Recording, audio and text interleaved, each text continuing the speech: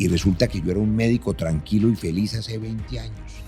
Y una mañana amanecí convertido en un político. Pero entonces no es tan cierto que usted fue uribista. No. Vea, yo tengo respeto por el presidente Uribe, que además es el padrino de mi hijo menor. Había que escoger entre el señor Rodolfo y el señor Petro. Usted no era parte de los tres mosqueteros, pero en ese momento su bandera era el fallido proceso del Caguán. El proceso de paz total no era un proceso de paz, lo dije siendo presidente del Congreso, porque usted no hace un proceso de paz con los tipos que están presos en Itagüí. Yo creo que a este país le falta conversar y conversar abiertamente de las diferencias. Es que Gustavo Petro también se levantó en armas contra el Estado y hoy es presidente por la vía democrática. ¿Usted cree que el gobierno de Petro ha sido bueno? Todos los gobiernos tienen cosas buenas, regulares y malas. Pero me parece uno de los legados que deja el gobierno Petro es haber destruido nuestro sistema de salud. El sistema electoral colombiano es un sistema corrupto de origen. Yo escribí un libro sobre eso, que se llama El culo de Antanas. Es decir, la gente antioqueña, si algo le enseña al resto de Colombia, es a camellar, a madrugar, a trabajar. Yo creo que si usted le quiere mandar un mensaje a Antioquia o a Medellín, yo creo que usted está mandando un muy mal mensaje. Bueno, bienvenidos a otro episodio de la tertulia política con Felipe Vélez. Hoy estamos aquí con Roy Barreras, uno de los políticos más influyentes y también polémicos de los últimos años en Colombia. Usted ha sido congresista, embajador, ha sido uribista, santista, ahora petrista, ¿cierto? Nosotros en esta tertulia política hemos tenido, digamos, diversos invitados de todos los espectros y queremos entrevistar a los participantes de la gran consulta interpartidista, ¿cierto? De lo que se llama la gran consulta por Colombia. Tenemos hoy a un representante de esta consulta del Frente Amplio. Digamos, es una consulta de la izquierda, que es la que gobierna hoy nuestro país. Y nos parece muy, muy importante entender muchas cosas. Le agradezco mucho por proponernos esta conversación. Es importante para la gente que ahora quiere decidir por quién votar, que resuelvan muchas preguntas, muchos cuestionamientos y que se vayan dando las claridades dentro del debate democrático. Entonces le agradezco mucho por esta conversación y bienvenido a este podcast, doctor Roy. Muchas gracias, Felipe. Saludo a todos sus televidentes, internautas. Feliz año para todos, con la certeza. Oyentes, televidentes, internautas, una certeza inicial. Este año 2026 va a ser un buen año para Colombia. Vamos a despejar incertidumbre, vamos a garantizar un gobierno estable, de centro, tranquilo, que le dé garantías a todos, que una Colombia donde toda Colombia gane, cerrando la polarización, cerrando las heridas del odio, sin miedos, resolviendo las crisis internacionales, recuperando la seguridad, avanzando en el compromiso social, haciendo lo que dije hace meses. El próximo presidente de Colombia, en eso, Felipe, no se equivoquen, va a ser un presidente de centro-izquierda y se va a decidir el 8 de marzo en la consulta de centro-izquierda, que es la consulta del Pacto Amplio. Allí los colombianos, los antioqueños, encontrarán en una sola hojita, que es un tarjetón, que es bueno contarle eso a los oyentes y televidentes, les van a entregar un tarjetón de las consultas, donde está la consulta del Pacto Amplio, estará también la otra consulta de la derecha, y en la consulta del Pacto Amplio, que es de centro-izquierda, van a encontrar la opción de Roy y la opción del senador Iván Cepeda, que es el candidato legítimo de la izquierda. Y será Colombia y Antioquia quien decida quién va a ser presidente, porque el que gane esa consulta va a segunda vuelta. Sobre eso yo creo que usted no tiene dudas. Y si yo llego a segunda vuelta, soy capaz de unir este país y gobernar para todos y para todas, sin miedos y sin odios. Eso sería muy importante. Yo tengo otras lecturas, pero antes de pasar allá, yo quisiera como empezar desde el principio, desde los orígenes, ¿cierto? ¿Cuál fue su origen en política? Pues le quiero decir, mi abuelo era un campesino liberal, se llamaba Tito Montealegre, lo asesinaron por reclamar un pedazo de tierra. Mi madre, que era una desplazada, igual que 10 millones de colombianos, tenía tercero primaria, madre soltera, yo a ella le debo todo. Desde muy chiquito me contaba las historias de mi abuelo liberal y era el héroe de la infancia. Pero venga, qué pena. pena. Y entonces terminé siendo liberal desde chiquito. Si usted me pregunta, ¿desde dónde tuve esa inquietud? Desde la infancia, porque el héroe de mi infancia era mi abuelo. ¿Cuándo empecé a hacer política? Si usted se refiere a eso. Yo trabajé 20 años en hospitales públicos como médico, ese ha sido mi oficio. Antes fui taxista, panadero, el rebusque, como tanta gente, porque yo nací en un barrio popular. Y hace 17 años empecé a hacer política.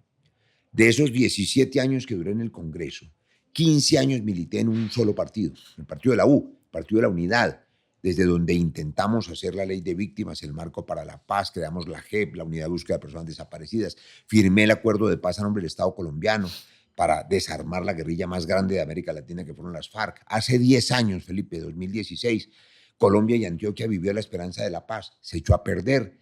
Hoy los ejércitos mafiosos controlan territorios que hay que recuperar en materia de seguridad, pero eso es el tiempo que llevo en política. ¿Por qué empecé? Porque me llamó un señor, yo estaba en mi consultorio médico, que se llamaba Juan Manuel Santos. Me dijo, yo quiero que empiece y se meta en política. Me conocía como médico y por otras razones que tenían que ver con el intento de salvar la vida de los diputados que asesinaron las FARC cruelmente en el Valle, si usted se acuerda. Uno de ellos era paciente mío, amiga mío, en fin, no se pudo salvar esas vidas. Y entonces me metí de cabeza y de pronto me encontré que la vida me cambió. Terminé pues cerrando mi clínica y dedicándome tiempo completo a salvar vidas de otra manera. ¿Pero por qué Juan Manuel Santos? Porque cuando secuestraron a estos diputados, la familia desesperada buscaba quién podía ayudar. Y una de las personas que pensábamos que podía ayudar a intentar salvar esas vidas, hacer un acuerdo, un diálogo, era Juan Manuel Santos. Finalmente las FARC masacraron a los diputados de manera muy cruel. Esas vidas no se salvaron, pero quedó ahí el contacto y él me llamó un día por teléfono. Yo estaba en mi clínica y me dijo, médico, métase al Congreso, que necesito que me ayude a sacar adelante la ley de víctimas y el marco para la paz. A mí eso me pareció emocionante y empecé en el 2006. Yo entré muy tarde, a los 43 años. Yo creo que esa es la edad que debe tener usted, Felipe. Tengo un poquito más, pero vea, le iba a hacer una especie de interpelación porque estaba hablando con alguien yo de su equipo ahorita que tiene el mismo apellido mío, a ver si de pronto teníamos algún parentesco. Y usted decía que su abuelo era Montealegre, y yo tenía esa misma curiosidad. ¿No tendrá algo que ver con Eduardo Montealegre? Porque Montealegre sí son poquitos, ¿o no? No sé. Era un campesino del Tolima. Yo creo que Montealegre es un apellido tolimense. Y ahora que me cuenta, le voy a contar una cosa. Estuve a punto de cambiarme el apellido. Hace poco. Porque yo quería hacer un homenaje. O sea, usted Roy Barreras Montealegre. Claro, pero mi madre es la heroína de mi historia. Ella me sacó adelante con una máquina de coser. Yo a ella le debo todo. Me acompañó hasta los 86 años. La mayoría de los hogares colombianos y de sus televidentes son madres cabeza de hogar. La mitad de ellas madres solteras como la mía. Y a mí me parecía justo darle el honor. Yo hice una ley para que las mamás pudieran cambiarle, si quieren, o los hijos, cambiar el orden de los apellidos para hacerle un homenaje a la mamá en casos como el mío.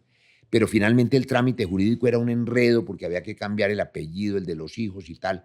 Y yo me hice amigo de mi padre cuando lo conocí, ya adolescente. Cuando me hice médico, pues me dio trabajo, trabajé con él y tuve una buena relación con él. Pero por supuesto yo nací siendo lo que se llamaba en esa época un hijo natural o bastardo. Y eso ha cambiado en la sociedad colombiana, por supuesto. Ahora ya no se ofende a los hijos de madre soltera, al contrario, yo hago un homenaje a las madres solteras como la mía.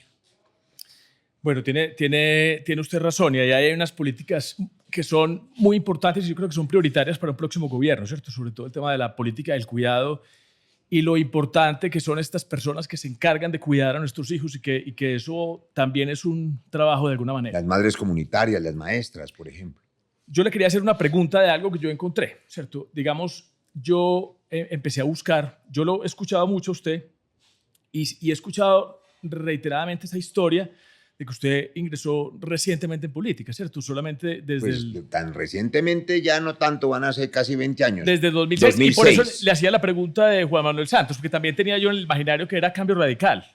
Entonces, vea, le cuento, en mi generación... Pero espéreme, le termino, porque yo dígame, lo que encontré pregunte. En una hoja de vida suya de La Silla Vacía era que usted había empezado recién promulgada la Constitución del 91. Usted fue candidato en el 92 al Consejo de Cali. Después volvió a ser candidato al Consejo de Cali. Después fue candidato a la Cámara de Representantes. Como suplente en el 94. Como suplente se alcanzó a posesionar. Después volvió a ser candidato a la Cámara de Representantes. Que no lo logré. Después fue candidato a la gobernación del Valle del Cauca. Año 2000. Pero yo lo que veo es un Un intento. Un ejercicio ininterrumpido en política. No, un intento. Los colombianos intentamos salir adelante de abajo hacia arriba. La gente se levanta todos los días a intentar, abre la tienda, si no le funciona, monta una peluquería, vende frutas, hace lo que sea para tratar de sacar adelante sus ideas. En mi generación, usted preguntó cambio radical. Cuando yo era joven, el ícono de mi generación era Luis Carlos Galán. Era el héroe de nuestra juventud. Yo acompañé a Galán, que era nuevo liberalismo, como joven, hasta que lo asesinó la mafia en el 89. Y cuando asesinaron a Galán, la familia de Galán fundó, los herederos de Galán fundaron un partido. No los hijos de ahora, sino sus hermanos, porque los hijos de ahora estaban muy muchachos. Y ese partido se llamó, primero se iba a llamar Liberalismo Radical, en honor al Olimpo Radical, la historia de las ideas liberales, que era el progresismo del siglo XIX, el que liberó a los esclavos, el que defendía a los artesanos, el de la batalla de la Humareda, la guerra de los 1000 días, Rafael Uribe, Gaitán, en fin. Pero no le dejaron usar la palabrita liberalismo radical, porque ya había partido oficialista liberal. Entonces Rafael Pardo le puso cambio radical. Pero eso no tenía nada que ver con el cambio radical de ahora, ni de Vargas Lleras. Era el galanismo que había sobrevivido. Y yo me quedé ahí, porque yo era del nuevo liberalismo galanista. Me quedé ahí hasta esa llamada de Santos. Desde esa militancia, intenté muchas veces, sin dejar mi oficio médico, yo me metían en las listas de relleno, lo que se llama un candidato de opinión, a ver si pegaba, y no pegaba porque no tenía ni estructura ni nada, pero me metía de candidato. Todas esas veces, por supuesto, era el relleno de las listas de cambio radical, hasta que me llamó Santos y cambiaron las reglas. Hubo una ley que se llamó la ley de Hond, usted se acuerda, una reforma política. Yo no estaba en política en eso. ¿De transfugismo como cada cuánto? No era transfugismo, era un cambio en lo que se llamó la cifra repartidora y el umbral. Eso no existía. Una reforma política. En el 2003. Sí. Y eso no existía. Eso era en el gobierno Uribe. Yo no estaba en política cuando eligieron a Uribe, pero ellos hicieron esa reforma y el cambio de la fórmula favoreció a algunos candidatos de opinión. Se eliminaron los suplentes, que usted recuerda cuando había suplentes a uno lo metían y lo dejaban entrar un ratico como para darle ahí contentillo. Pero esta vez quitaron los suplentes y con la cifra repartidora podía entrar el segundo si el primero sacaba muchos votos. Y eso me pasó a mí. Me metieron de relleno de segundo y terminé siendo elegido. Y cuando ya asumí la responsabilidad, pues terminé dejando mi clínica, que terminé cerrándola. Me dio mucho pesar porque llevaba 60 años desde que mi padre la había fundado. Pero me dediqué de lleno a este oficio que es apasionante, que es salvar vidas de otra manera. Y aquí estoy. Entonces, esa es la historia de ese paso. Cuando yo llego al Congreso, ya Uribe era presidente y Santos ya había fundado el partido de la U, y después, usted se acuerda, fue ministro de Defensa de Uribe. Y después fue el presidente que lo reemplazó y el resto es historia. Y acompañé al partido de la U hasta que decidieron que iban a acompañar más bien aquí a Fico, a la presidencia, y a Rodolfo, que terminó preso por corrupción o condenado antes de morirse el señor. Había que escoger entre el señor Rodolfo y el señor Petro. El señor Petro prometía cerrar la herida social e implementar el acuerdo de paz.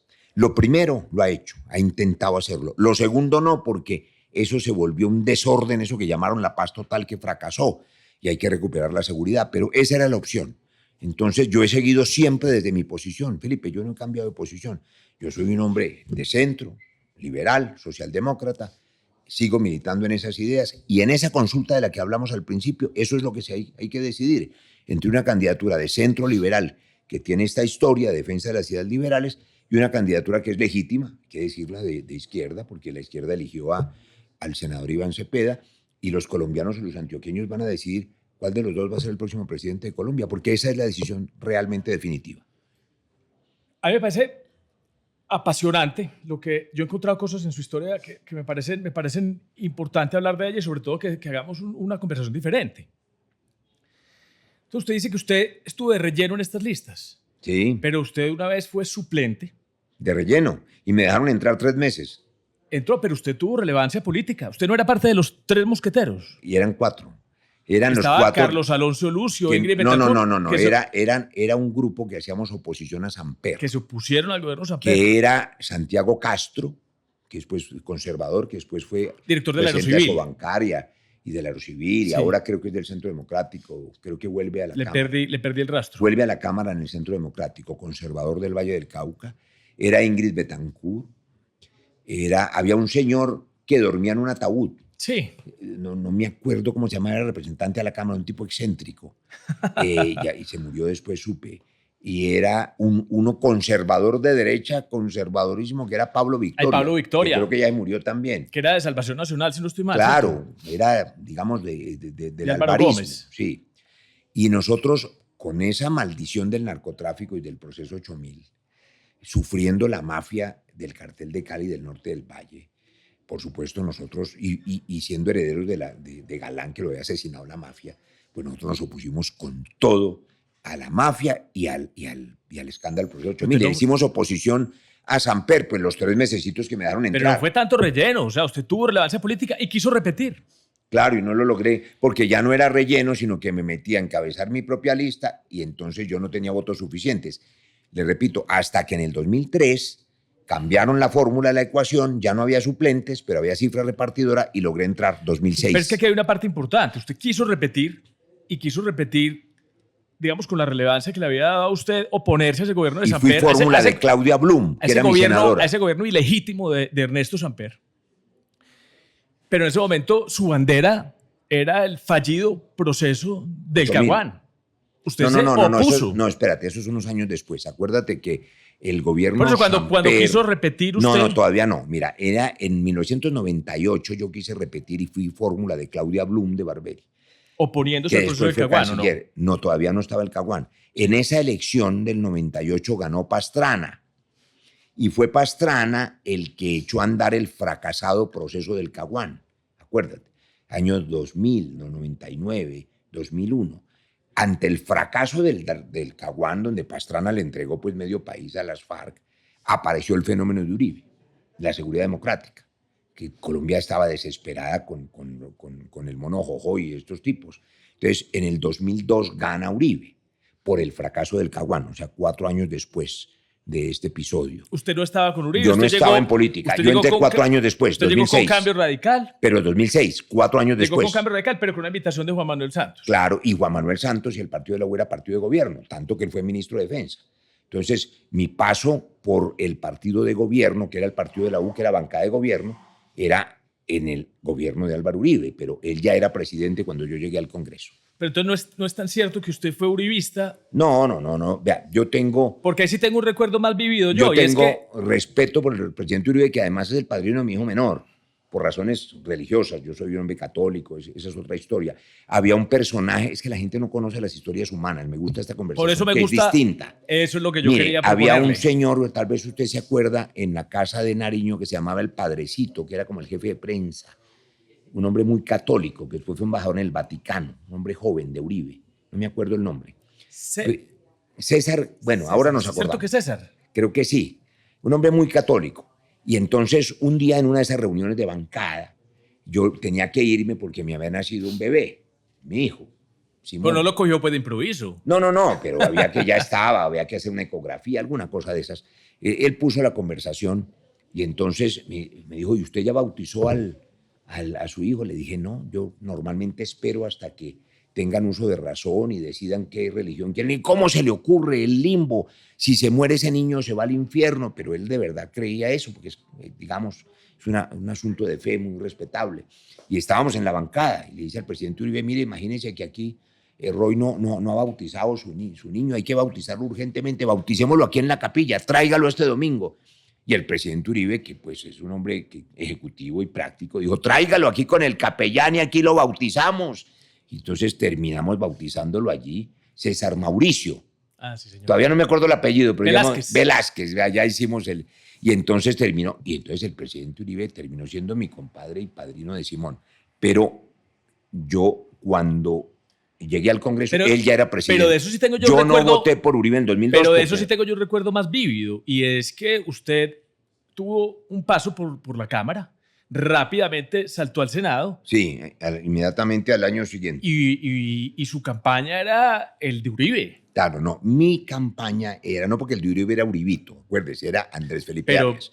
Cuando Santos ya fue candidato... Hacía parte del Ejecutivo y quería ser presidente de la República. En enero, acuérdese cómo fue la historia. O sea, el candidato de Uribe era Uribito y Santos era ministro de Defensa. Estaba como en la suplencia, en la banca. porque pues José Obdulio aquí entre nunca quiso a Santos ni lo quiere todavía. Entonces, cuando Uribe... Venga, yo le quiero decir una cosa. Cuando Uribito pierde la consulta con Pero, Noemí... doctor Roy, le quiero decir una cosa, y es Dígame. que le manda muchos saludos al doctor José Obdulio. Saludos. Que me lo encontré aquí justo antes de que comenzáramos esta conversación y me dijo que le mandaba muchos saludos. Hombre inteligente, le dio un síncope, dele mi saludo como médico. Tengo una anécdota con él. Él le dio un síncope cardíaco y yo tuve la ocasión de reanimarlo en plena comisión primera, ¿se acuerda? Pero en su última... Ahorita, cuando fue senador, No puede le dio ser. una pataleta, terminó en cirugía de corazón y le fue muy bien, afortunadamente. Pero entonces el punto interesante es este. Cuando Uribito perdió con Noemí Sanín, la consulta interna de ellos allá, entonces Santos salta en enero, por esta época. Por eso es que a mí me da risa lo de las encuestas, porque Santos ni siquiera existía como candidato y después fue presidente. Entonces salta como candidato y era el candidato que recogía las banderas de Uribe. Entonces yo empecé a hacer campaña muy duro para que él era mi amigo Santos, que era el de Uribe. Y decía, usted quiere defender estas banderas y elegimos a Santos. Pero yo nunca hice campaña por Uribito, sino porque Santos era el candidato que ganó. Lo demás es historia. Lamento que se hayan distanciado, porque finalmente hubo ahí, digamos, una puja política que no va a tener solución, porque pues el presidente Uribe no quiere para nada al presidente Santos, pero eso es un asunto de ellos. Yo por mí los expresidentes debían jubilarse, quedarse tranquilos y dejarle la responsabilidad. Pero vea qué tan importante presidente. es devolverse en detalle a la historia. Hemos encontrado una cantidad de conversaciones que casi que son cíclicas y se repiten, pero yo quería era encontrar y revivirle a usted un recuerdo de algún rompimiento de pronto también suyo con el presidente Uribe. Sí, eso fue exactamente en mayo del año 2011, ideológico quiero decir, porque cuando yo presenté la ponencia de la ley de víctimas, esa ponencia, primer año del gobierno Santos, reconoció el conflicto armado.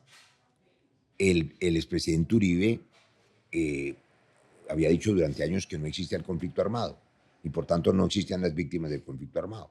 José Obdulio, por ejemplo, decía que era migrantes internos, algo así como turistas que andaban por el país, pero eran 10 millones de desplazados. Yo los reconocí en mi ponencia. El presidente Uribe pues no le gustó porque era un poco romper con el dogma de la inexistencia del conflicto. Y también hubo unas distancias políticas que ya no eran asunto mío entre los dos presidentes, digamos. Uribe pero usted sigue siendo cercano a Santos. Yo sigo siendo cercano. El candidato del presidente Santos es Sergio Fajardo. Pues él no lo va a decir, pero yo siento que es eso, que es Sergio Fajardo. ¿Y usted no le ha pedido su apoyo al presidente Santos? El presidente Santos está más allá del bien y del mal. Y ese sí es un expresidente como a usted le gustaría, que sí, pasó a buen retiro. Como Obama, que no. Ahora está muy metido y parece que tiene ganas de meterse en esta campaña. Por ahí lo he visto diciendo que quiere meterse en la campaña. Él ha querido, pues no sé, siempre ha querido la cosa del centro-centro, ¿no es cierto? Pero eso no cuajó hace 5 años con Fajardo, con Alejandro Gaviria, con De la Calle, con Cristo, los mismos de ahora, los verdes, Claudia López. Hay muchos egos allí. Ahora lo están intentando en esa consulta, que es una cosa paradójica, porque la única manera de ponerse de acuerdo todos esos del centro, digamos, que llaman tibios, es en la consulta que va a ganar Paloma. O sea, es una consulta que va a ganar el uribismo, sin duda.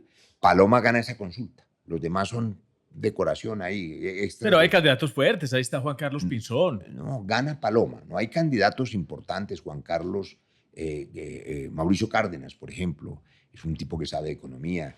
Este señor Oviedo me parece un tipo simpático. Yo no lo conozco bien, pero creo que es un técnico. En fin, pero ninguno de esos votos cambia la historia. Es decir, votar, por ejemplo, por el señor Oviedo, eso no define nada porque él no va a ganar esa consulta.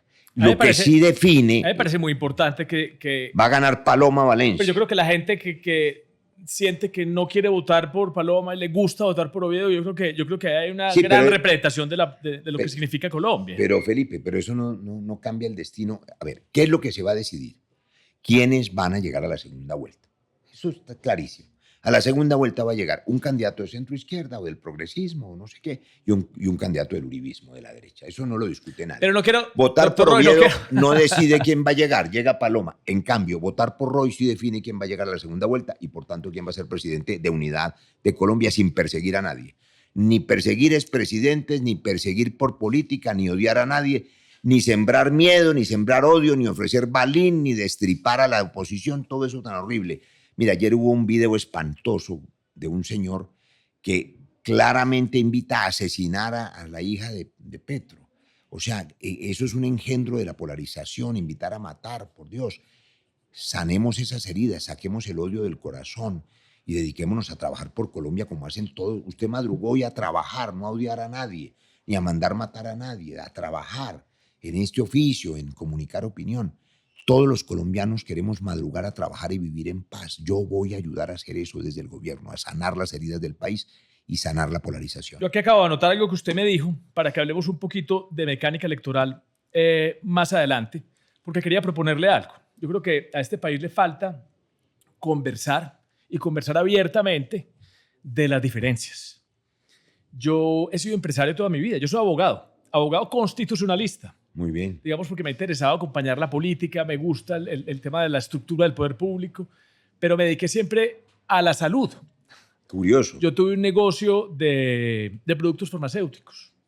¿Importados o nacionales? Casi toda mi vida. Y de materias primas, principalmente, que son de origen importado. Pero para la industria farmacéutica nacional. Para la industria farmacéutica nacional. Es que eso es muy importante. Sí, le digo señor. por qué. Y usted, al revés. Usted viene de la industria de la salud y se metió en todo ese tema constitucional de la estructura del poder público. Entonces, con ese cruce de, digamos, de saberes. De oficios. Le quiero proponer una conversación constitucional, legal, de memoria histórica, que tiene que ver con los procesos de paz. Y usted decía algo muy importante que me revive un debate que yo le he propuesto a Humberto de la Calle, y es el segundo podcast donde digo eso, es un debate público, yo no lo conozco, al señor Humberto de la Calle. Es un buen señor. Y tiene que ver con el tema del conflicto interno, porque después del proceso de paz con las FARC, es muy fácil atribuirle el hecho de que tengamos hoy más de 700 municipios con presencia armada, que la percepción de seguridad esté igualita como estábamos antes del 2002, atribuirlo es que no se implementó. Pero yo lo escuchaba a él hablando de conflicto interno y es esa batalla entre reconocer o no un conflicto interno, porque es que estamos hablando de poner un interlocutor a su mismo nivel.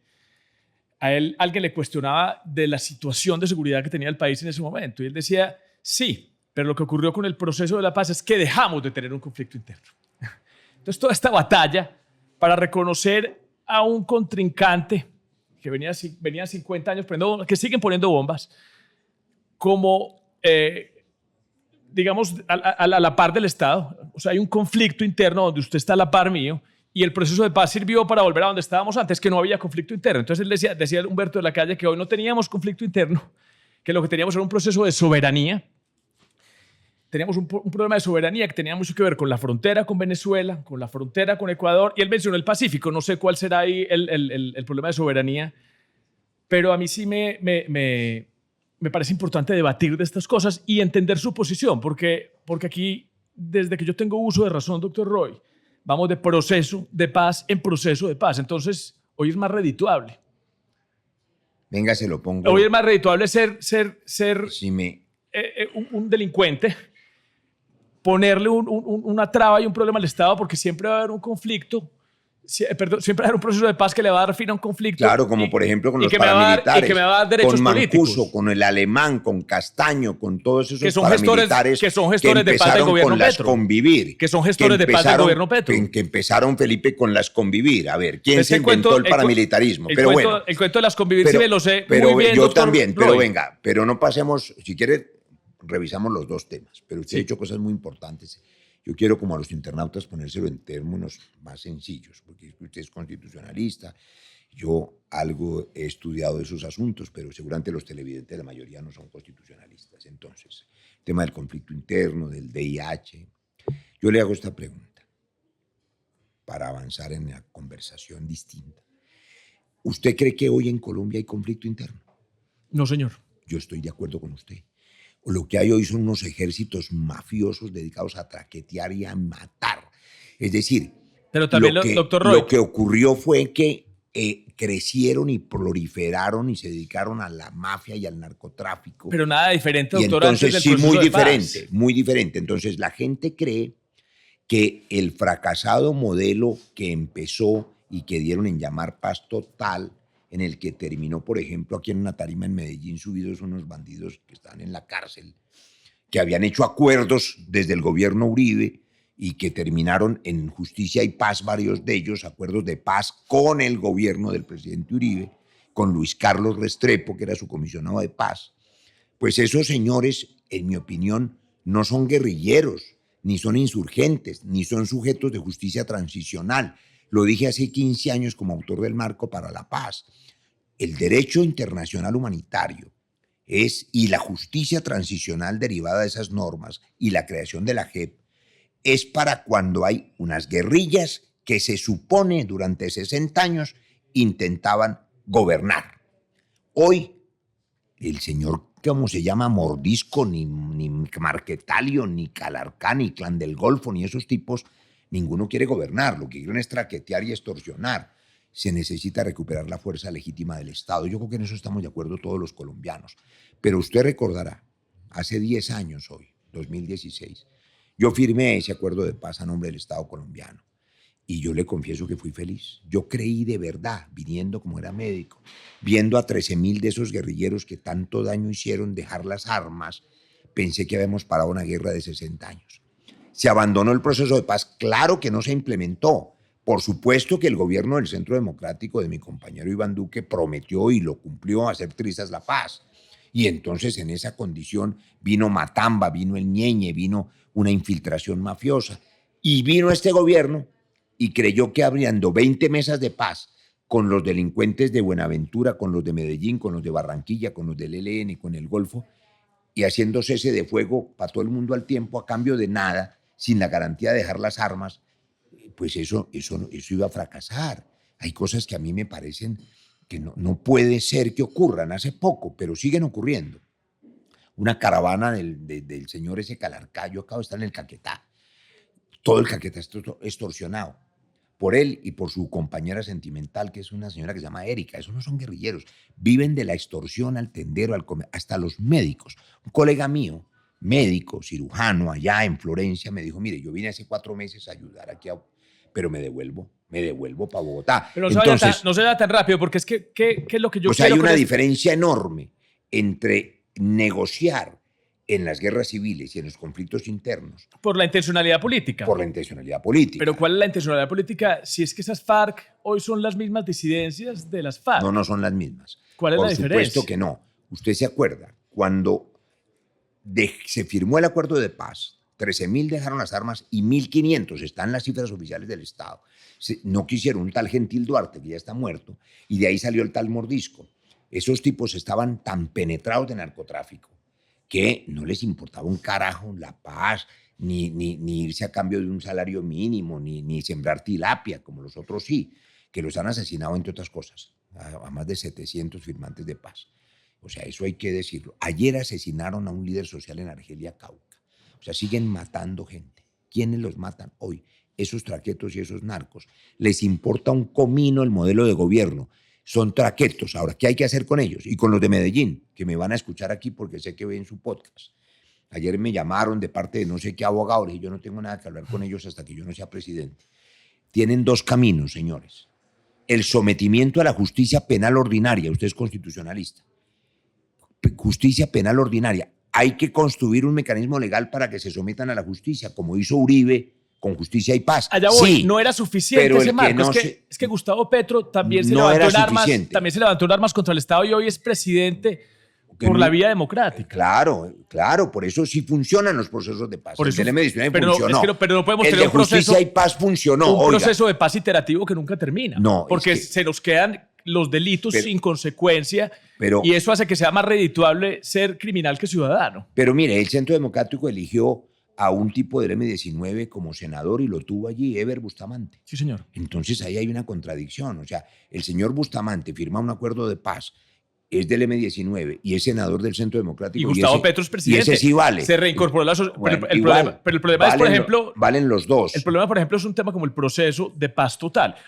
Pero es que eso no es un proceso de paz. En eso yo estoy de acuerdo con usted. Cuénteme usted por qué está en el Frente Amplio, que representa a la izquierda, como lo dije yo en la introducción, ¿o estoy equivocado? No, está equivocado. O sea, usted no representa el gobierno actual. No, a ver, cambiemos. Es que una cosa es la izquierda. Yo quiero que la gente entienda muchos temas de la política que son complejos a través de lo que yo le pregunto. No son tan complejos. Por eso, pero quiero que usted me entienda que yo le pregunto es para que la gente entienda posiciones. Me parece bien. Sí, señor. ¿Usted ha comido bocadillo con queso? Claro.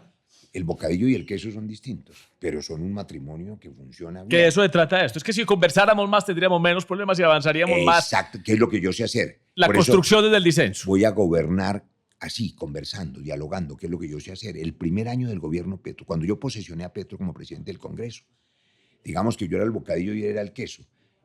Centro, izquierda, dije, el gobierno que inicia debe ser para todos los colombianos. Eso no funcionó por la polarización. Hubo una oposición feroz también. Le han tirado piedra, tampoco lo han dejado gobernar. La polarización no le sirve a nadie, sino siembra odio. Ese primer año hubo consenso. Yo le hice la coalición más grande que ha tenido cualquier presidente, más grande que la que le hice a Santos. Y las reformas pasaron. Pasó el Tratado de Escazú, pasó el campesino como sujeto de derechos, pasó la jurisdicción agraria, se empezó a implementar y se sigue implementando la reforma agraria. Cuando yo volví 2 años después, y esto no había sino odio, rabia, se rompió la comunicación con el Congreso, con los gobernadores, como pasa hoy, con los alcaldes. Esa desarticulación no deja resolver problemas. Voy a volver a articular a esas instituciones. Pero más allá de eso, a mí no me gusta dejar temas en el tintero. Cuando empezó el gobierno, yo dije lo mismo que estoy diciendo, Felipe, hoy aquí en esta tertulia política. Ese sistema que llamó, seguramente de buena fe, el señor Danilo Rueda, que era el primer comisionado de paz del gobierno Petro, el proceso de paz total no era un proceso de paz, lo dije siendo presidente del Congreso, porque usted no hace un proceso de paz con los tipos que están presos en Itagüí, ni con los chotas y los espartanos de Buenaventura, que son traquetos. Eso se llama sometimiento a la justicia. Pero me faltó un pedacito, porque sé que me están oyendo. Claro que ojalá se sometan a la justicia, dejen el crimen, recuperen sus propias vidas, vuelvan a sus familias, dejen de matar. Pero si no se someten a la justicia, por la ley, el Estado social de derecho al que usted le dedicó su vida estudiando como abogado y constitucionalista, esa es su razón de ser. Es como un cura, un sacerdote. Yo soy católico, se le dedica la vida a la fe católica. Cuando usted decide dedicarse al derecho, usted le dedica su vida... Acuérdate que me dediqué a otra cosa. No, pero usted dedicó... Estado social, está en lo mismo, Estado social de derecho. Usted está en esa silla defendiendo el Estado social de derecho y las instituciones. Usted no se ha dedicado a otra cosa. Encontró otra manera, otro método. Cuando usted cree en eso, tiene que tener la seguridad de que el que gobierna, que no es sino un administrador temporal del Estado de Derecho, hace respetar esa ley, esa Constitución, ese Estado social de derecho. Quiere decir que si los señores no se someten a la ley, que hay que hacer una ley para que se sometan, pues hay que someterlos por la fuerza legítima del Estado. Estamos de acuerdo. Estamos de acuerdo. Estamos de acuerdo que ese es el medio. Claro, ese es el medio. Un Estado fuerte. Un Estado fuerte. Un Estado fuerte que tiene tiene que tener mecanismos alternativos para poder pasar la página, pero nunca puede ser un proceso de impunidad psíquico. Total, claro, y a eso no se le puede dar continuidad. Entonces se le puede y se le debe dar continuidad a cerrar la herida social, a prioridad en la inclusión social, a los 3 millones de ancianos que reciben subsidio, a que la gente gane mejor, a que haya devolución de tierra a los campesinos. Pero a este otro asunto no se le puede dar continuidad. Y usted dijo una cosa, el Estado tiene que ser fuerte, siempre en la negociación, pero eso es normal, lo sabe cualquier televidente internauta. En cualquier negociación entre una empresa, si usted va a negociar y usted no está fuerte, mire, los TLCs, si los estados no negocian con fortaleza, sino arrodillados, terminan pasando lo que nos va a pasar a los lecheros antioqueños. Ahora empiezan a entrar lactosueros, leche y quiebran los lecheros colombianos. Usted dijo una cosa que no voy a dejarle pasar. Trabajó en la industria farmacéutica en insumos. Importados, supongo, si usted importa insumos es para que fabriquen aquí productos, moléculas. Sí, señor. Hay industria farmacéutica colombiana y muy buena. La industria farmacéutica internacional, mire la cifra, puede cobrar por un medicamento como el Dolutegravir, que es un medicamento antirretroviral contra el SIDA, digamos, hasta 1000 veces el costo. Eso es un abuso. Estoy completamente de acuerdo. Vamos inclusive por eso a producir medicamentos con la industria farmacéutica colombiana, que es privada, entonces usted tiene que apoyar el emprendimiento privado para poder bajar los precios de los medicamentos y de paso voy a mandar los medicamentos a la gente a la casa por Rappi. ¿Cómo así que usted puede pedir una hamburguesa y no le puede llegar el medicamento? No, estoy completamente de acuerdo con usted. Mire todo lo que vamos a hacer juntos. Pero hay temas en donde vamos a tener que dejar de tomar planteados los desacuerdos, porque si no, no vamos a poder avanzar, se nos va a volver muy extenso para que la gente alcance a entender integralmente lo que podemos conversar en este espacio de tiempo. Hágale. Entonces quiero pasar al tema Petro. ¿Usted cree que el gobierno de Petro ha sido bueno? Si usted me pregunta eso del gobierno de Uribe, de Santos, de Petro, de López Pumarejo, yo le tengo que decir, todos los gobiernos tienen cosas buenas, regulares y malas, y hay que hacer una evaluación objetiva. Bueno, del gobierno Petro, la inclusión social, su apuesta por hacer que este país sea más justo. Problemas del gobierno Petro, el fracaso de la paz total por el método, ya hablamos de eso. La crisis internacional, que yo voy a ayudar a resolver, porque Colombia necesita unas relaciones internacionales tranquilas. Estados Unidos es el principal socio comercial de Colombia, pero también está Europa, y está China, y está en la India. Colombia está en el centro de América Latina, Felipe. Hay una oportunidad enorme para que Colombia pueda, en este mundo que ahora es y debe ser multipolar, para no volver a la época pues, de un solo matón universal, porque eso no le sirve a nadie, y menos a nosotros los latinos. Hay que tener también, usted habló de una palabra, soberanía, y hay que tener dignidad, no se puede uno arrodillar, pero hay que ser inteligente y estratégico. Usted no puede tampoco cazar peleas con el otro que tiene armas nucleares para que pase lo que pase en Venezuela. Entonces, Colombia no está condenada al caos de Venezuela en un extremo y a la extrema derecha del otro lado de gente que invita a dar balín y a destripar a la oposición, porque uno de esos candidatos, que también es abogado como usted, pues ese abandonó hace rato los principios del derecho, porque la solución a los problemas de Colombia no es a balazos destripando a la oposición, sino haciendo lo que usted hace aquí todos los días, conmigo y con otros, dialogando, conversando y encontrando soluciones. Eso es lo que o no encontrándolas, pero deja uno un punto. Encontrando soluciones. No, pero yo digo, hay desacuerdos que no tienen convergencia. No, tenemos que desacuerdos, pero hay una diferencia entre el constitucionalista, el profesor o el comunicador y quien va a ser presidente. Yo sí tengo la obligación de resolver los problemas. Bueno, y yo sé resolver problemas. Bueno, usted me habla de la inclusión social. Yo quiero tocarle un tema ahí. Malo, el tema de paz total, sobre el que ya hemos, digamos, conversado bastante. Irregular. Regular varias cosas. Por ejemplo, la reforma agraria avanza, se le ha devuelto a los campesinos, pero le falta mucho más. Regular la relación con la fuerza pública, ¿en qué sentido? Se mejoraron las condiciones de vida digna de policías y soldados. Por primera vez es en este gobierno progresista, no en los gobiernos de derecha, que se mejoró el salario de policiales, de soldados, para que tengan una vida más digna, es lo justo. ¿Pero por qué regular? Porque se ha paralizado la acción del Estado por el cese del fuego multilateral. Ahí tengo un gran desacuerdo. Entonces, si las Fuerzas Armadas no están activas al ataque, el bandido no tiene miedo. Ahí tengo un desacuerdo que siquiera usted lo mencionó, porque efectivamente el presupuesto de las fuerzas militares ha crecido un 5%, pero hay quejas de que hay unidades militares que ni siquiera tienen municiones, ¿cierto? Entonces, ¿para qué las estamos fortaleciendo? Por eso le digo regular. Y eso me hace preocupar de otros estados que han llegado al absolutismo a través de la misma vía. Pero quiero preguntarle sobre otros temas que no quisiera que dejáramos afuera. La salud. ¿Dónde está? ¿Bueno, malo, regular? Está en una crisis que yo voy a resolver. Yo escribí en el 2017. Pero eso es de lo más malo de este gobierno. Afortunadamente. No, a ver, es de lo más malo. Si usted ve las declaraciones del presidente Uribe o del presidente Santos sobre el abuso de las EPS, es de lo que ha empeorado en los años. Mire. Pero usted que estuvo en ese, que estuvo en ese sector, en esa industria, ¿usted recuerda? No, yo no estuve en esa industria. Yo fui médico en hospitales públicos 20 años, pero nunca estuve en la industria. Que nuestro sistema de salud era de los mejores del mundo. En términos de accesibilidad, de universalidad, faltaba mejorar temas de calidad, había corrupción, ¿cierto? Había cosas que mejorar, pero por ejemplo el gasto de bolsillo. El 98% de la población tiene acceso a la salud y el gasto de bolsillo era el menor de Latinoamérica. ¿Hoy qué tenemos? Hoy la gente no tiene medicamentos. Y en la época del Seguro Social solamente excedía el 30% que eran los trabajadores públicos. Vamos para atrás, entonces, vamos para la época del Seguro Social. Pero le voy a poner este ejemplo también en lenguaje sencillo para sus televidentes que nos escuchan. Usted tiene aquí este estudio montado que es muy bonito para hacer esto. Supongamos que usted decide desmontarlo porque lo va a remodelar, va a tumbar el techo porque tiene goteras, lo va a reparar y no sé qué, pero no tiene el de al lado listo para seguir trabajando, pues se queda en el limbo porque tumba la casa sin tener lista la otra, lo que no quiere decir que no había que reparar las goteras y las grietas. ¿Qué quiere decir eso?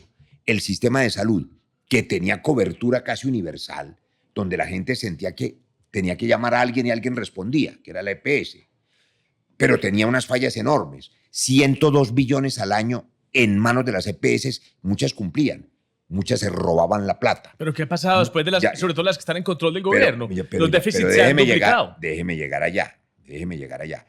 Clínicas, las mejores clínicas de América Latina, para orgullo colombiano, son colombianas, una de ellas aquí en Medellín. Y son fundaciones privadas. Funcionaban bien, pero había otras clínicas de garaje falsas, facturando facturas falsas. Le doy un dato. En el 2019 facturaron 10.000 cirugías de tallo cerebral de tumores. ¿Dónde están esos neurocirujanos? Eso no existió para robarse la platica. Entonces, escribí, no hoy, para que el televidente no coma cuento de lo que le proponen, sino de lo que la gente ha hecho como testimonio. Ley estatutaria en salud, yo soy el autor de esa ley. Dije en esa ley que había que hacer la ley ordinaria, porque ahí volvimos derecho fundamental a la salud, para ponerle auditoría y control a las EPS, no para destruirlas. Para poner auditoría en las clínicas, para no poner clínicas de garaje, para acabar la integración vertical, que es un abuso de yo con yo, porque entonces... Con la plata de la gente. Esas son las cosas que hay que corregir. 2017. Pero el gobierno Duque primero, primero se construye antes de destruir. Entonces había que construir eso. El gobierno Duque no quiso hacer la reforma porque no quería tocar los intereses de las EPS.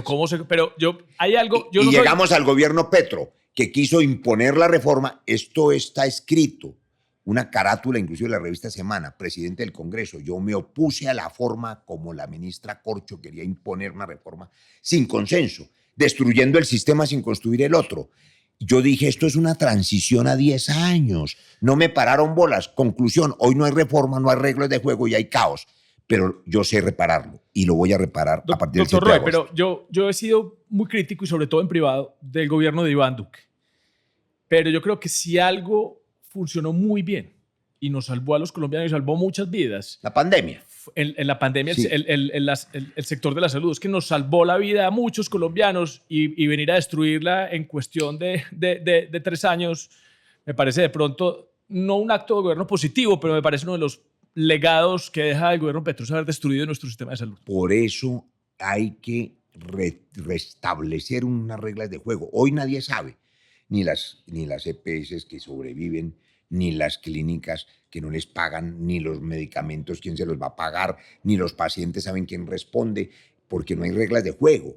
Hay que hacer la reforma. Yo lamento que el Congreso no haya aprobado una reforma consensuada, tranquila, por la polarización también. Fíjese, por la polarización. Y pero es que era una reforma regresiva que nos llevaba a estatizar la salud. Usted mencionaba en el Seguro Social la cobertura era del 30%. A mí me tocó. Yo una vez tuve un accidente de tránsito sencillo y me tocó ir a la policlínica que funciona en una apartada del San Vicente de Paúl.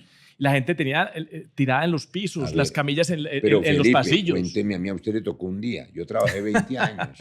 Yo trabajé recibiendo los heridos, los infartados, salvando vidas. Y cuando yo trabajaba en eso, antes de la Ley 100, los hospitales públicos se llamaban hospitales de caridad. Los atendían las Entonces, ¿cómo iba a aprobar el Congreso una reforma regresiva que nos llevaba hacia allá? Cualquier reforma hay que consensuarla para que sea articulada y recoja todos los sectores. Si conviene o no, doctor Roy. Eso es lo que hay que hacer. En todo, la transición energética, para que vea que vamos a estar de acuerdo en otra cosa. Pero no se me puede Usted no podía, es que se parece en el método equivocado. Pero veas que hay un tema muy importante y sobre todo a usted, yo sé que le interesa esta conversación porque estamos en Antioquia, estamos en Medellín y tiene que ver con el tema de regiones y descentralización. En esta región hemos sufrido especialmente, y lo digo yo creo que de alguna manera objetiva, hemos sufrido el desprecio político del presidente Petro, inclusive sustrayéndose de algunos compromisos en firme que tenía la nación con el desarrollo de nuestra región.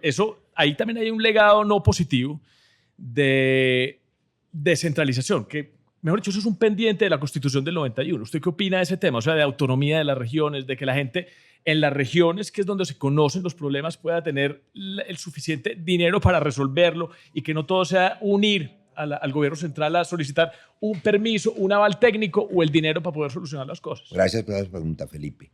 Mire, yo ni improviso ni cambio de opinión. Suelo escribir mis ideas.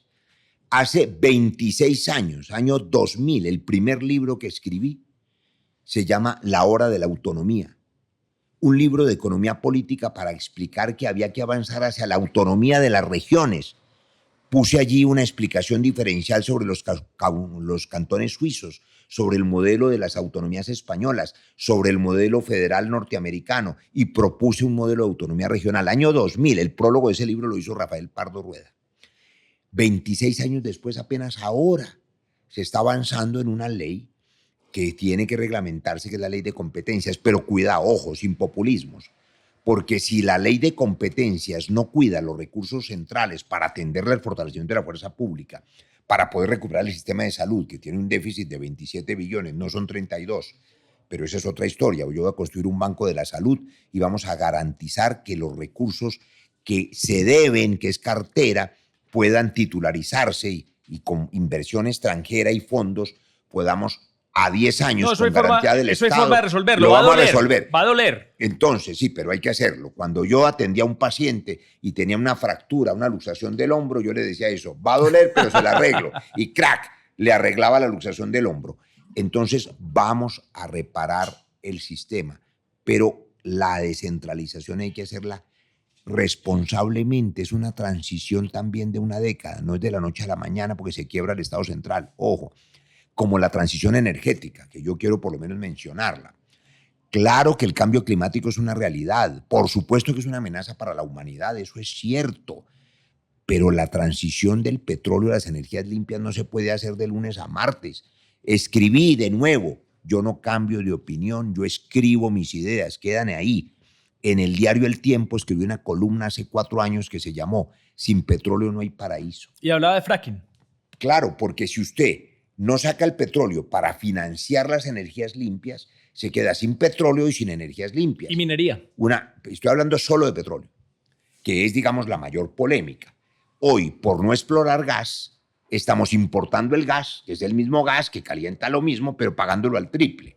Entonces, eso es un error. Hay que reactivar la industria energética. Minería.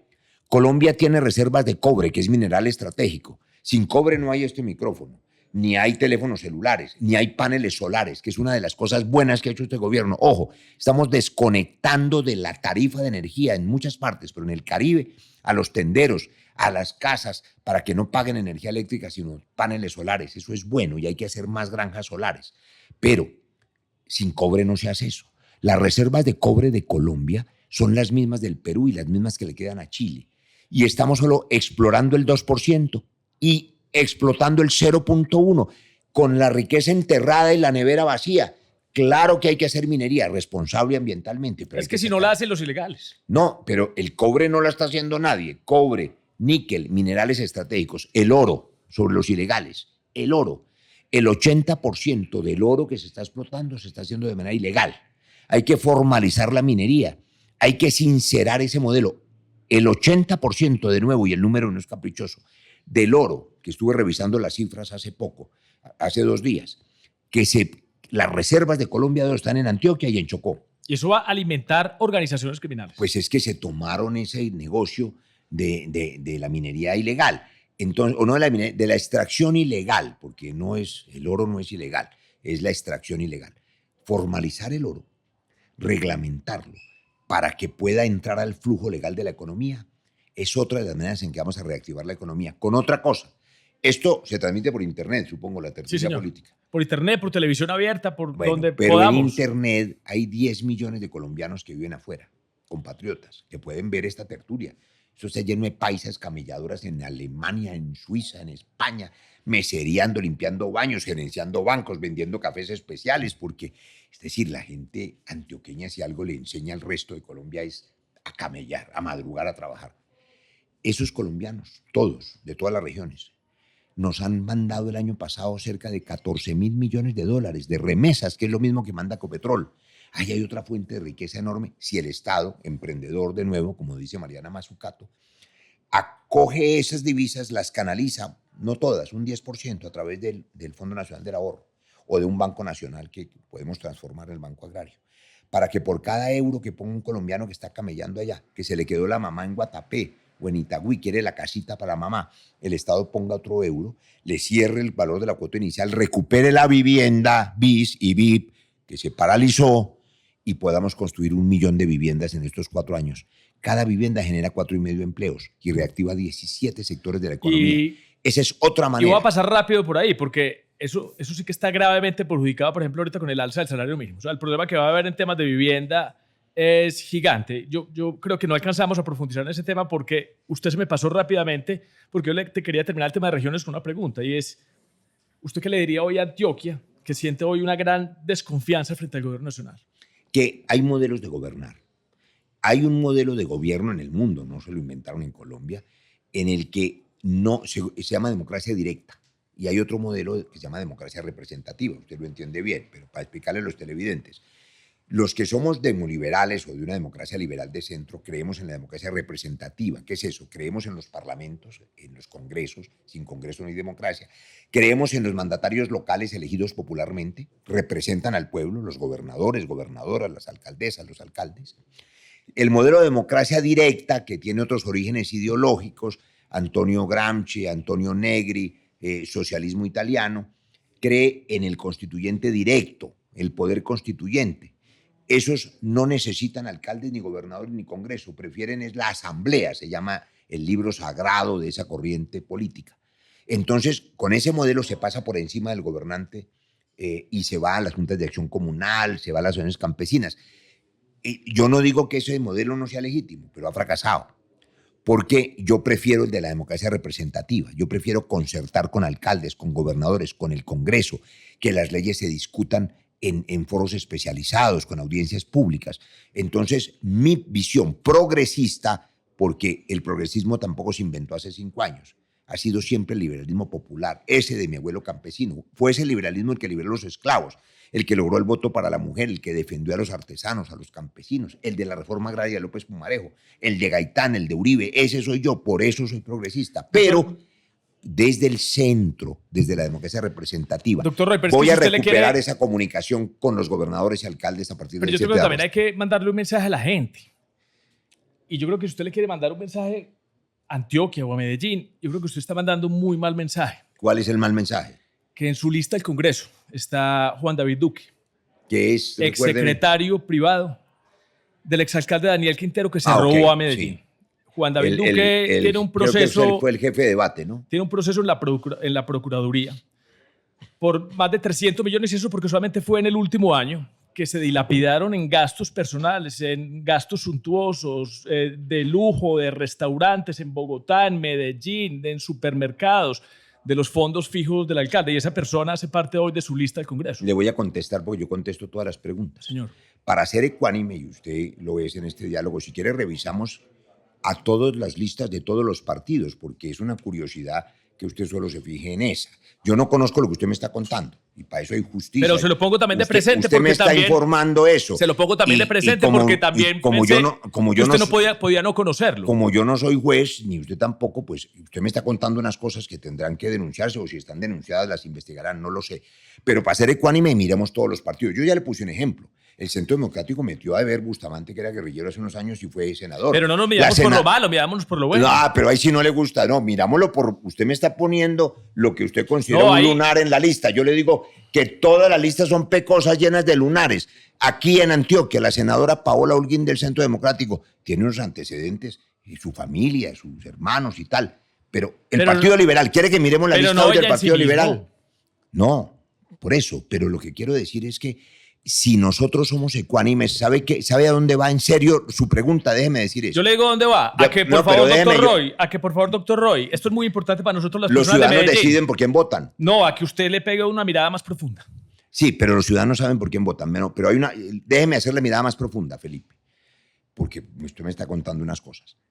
Se necesita hacer, y yo sé que usted me va a ayudar en eso, después del 7 de agosto, porque es constitucionalista, una reforma política.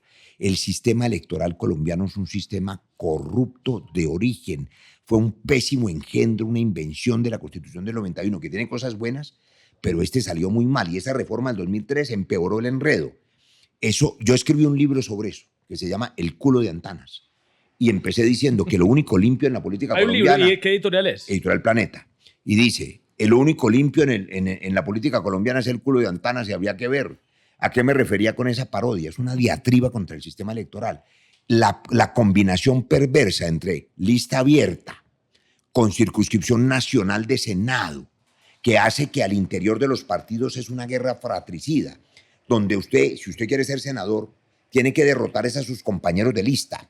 Y además con su billete. Y si usted no tiene billete, porque es un hombre decente, con el dinero de la mafia o de la corrupción. O de un contratista por eso, que se lo va a pedir reciprocidad. De la corrupción. Entonces el sistema se inventó un modelo caníbal de competencia que después de 30 años ha generado una política de clanes y un costo enorme de la política. Hay que hacer una reforma política yo le dejo una idea, y voy a acabar esa circunscripción nacional. Y yo le dejo una idea que quisiera hoy presentársela a las personas que nos escuchan, y es que... Me están haciendo gestos aquí de que estamos atrasadísimos y me deja un vuelo porque tengo que volar. La financiación estatal es muy importante para acabar con eso. ¿Y sabe qué se podría ver? Podría ser como un tema como límite, como este es el tope para todo el mundo. Y está inventado. Mire, primero se necesita un sistema de partidos serio. No puede haber 60 partidos.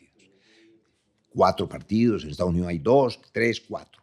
Y hay una financiación igualitaria del Estado. Usted es el partido amarillo, verde, morado, azul. El Estado le dice, señor, usted tiene 30.000 millones para financiar. Los mismos que usted y que usted y que usted.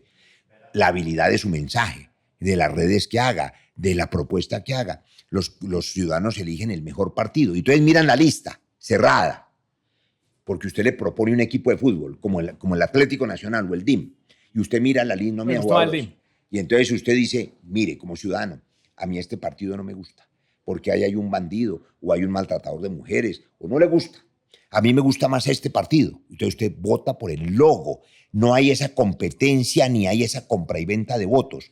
Esa reforma política que la escribí en ese libro es una de las tareas más difíciles porque es la verdadera sistema anticorrupción y la vamos a hacer. Bueno, aquí, Felipe, me tengo que ir porque me da el vuelo. Usted se tiene que ir. Nosotros tenemos un bloque con el que terminamos que es personal. No vamos a alcanzar a hacerlo. ¿Personal qué quiere decir? Pues una serie de preguntas personales que toman 5 o 7 minutos. No vamos a alcanzar, pero quiero terminar. Pero hágame 2 de esas que me dejan con la curiosidad. Pero no me puede dejar esta pregunta sin contestar. Yo estuve viendo una encuesta o un estudio que decía que en esa consulta del Frente Amplio el ganador iba a ser Iván Cepeda, por unos márgenes bastante amplios. No, pues tiene... Pero digamos, Iván Cepeda... Tiene 98% según la pseudoencuesta falsa que por eso, publicó Semana. Si Iván Cepeda gana, ¿usted le va a cargar las maletas a Iván Cepeda? Esa es la pregunta. El domingo 8 de marzo, el pueblo de Colombia y el pueblo de Antioquia va a tener en ese tarjetón la foto de Roy y la foto de Iván Cepeda. Y van a decidir quién es capaz de unir a Colombia. Yo voy a ganar esa consulta. Bueno, entonces le tengo 3 preguntas y usted escoge. Hágale. Una decisión de la que se haya arrepentido en política. Una decisión que lo haya desvelado, incluso cuando ya estaba tomada. O un libro que haya influido en su forma de ver el poder o la historia de Colombia. De esas 3, escójame una. Pero lo que pasa es que para que me pueda ir. Se las puedo responder.